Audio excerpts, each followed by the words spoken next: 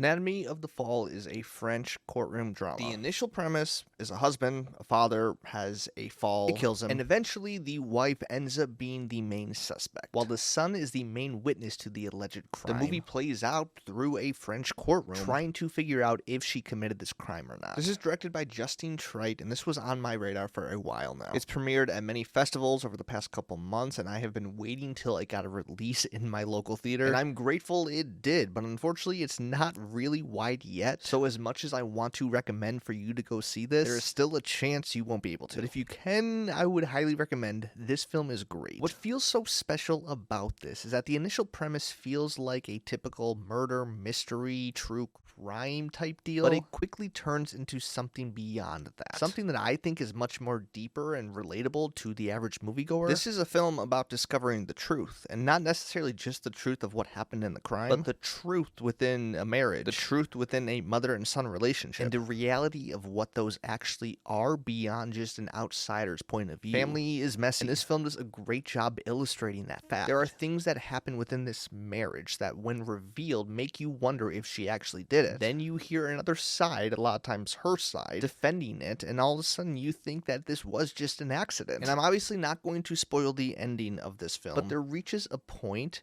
where it doesn't even really matter if she did it or not. Because what is really on trial is how this is going to affect everyone that was involved for the rest of their lives. It's more about the relationship between her and her son. Even if she is proven innocent in court, can her son really view her like that and move on past this point? A lot of the credit to why this film is so effective has to go to Sandra Hüller. She plays the lead wife that is under investigation, named Sandra herself. In fact, this film was written with her in mind to play this part. So clearly it's intentional why she even keeps her own name in this film, because she absolutely crushes it. The way that she conveys so many emotions and thoughts just through her face, so much of the performance is dependent on you not really knowing if she did it or not. And so her reaction to just sitting there in court, speaking up when she needs to, sending these subtle messages through her eyes, there are definitely moments where she gives these great exaggerated expressions, but for the most part it's fairly subtle, and I found it very effective. I will warn most people though, this is fairly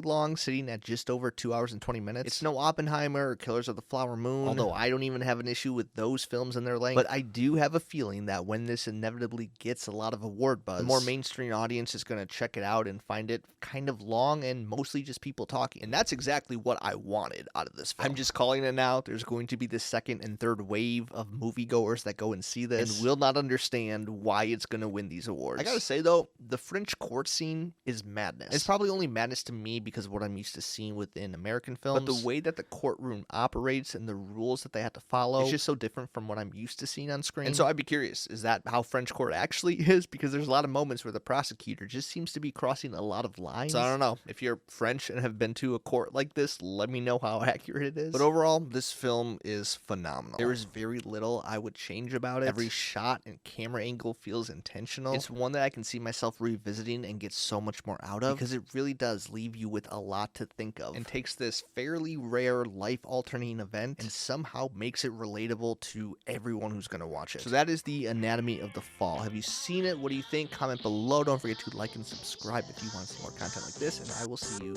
next time.